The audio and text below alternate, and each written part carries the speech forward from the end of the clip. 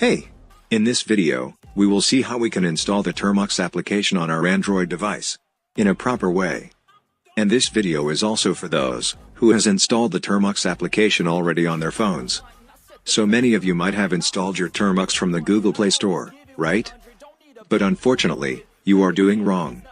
If you check the details of this Termux application in Google Play Store, then you can clearly see this last updated date, mentioned as September 29, 2020.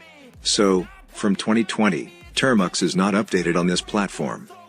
And, in this video, we will install this application from another platform or website, you can say. And that is the F-Droid.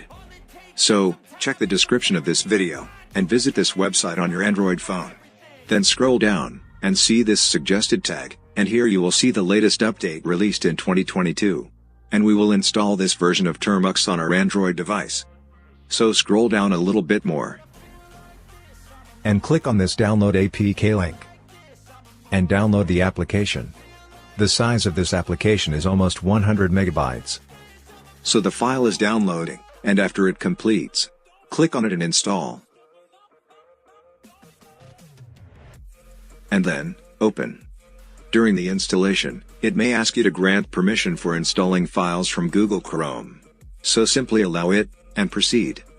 So, this is how your Termux is going to look like for the first time. Clear it, using the clear command.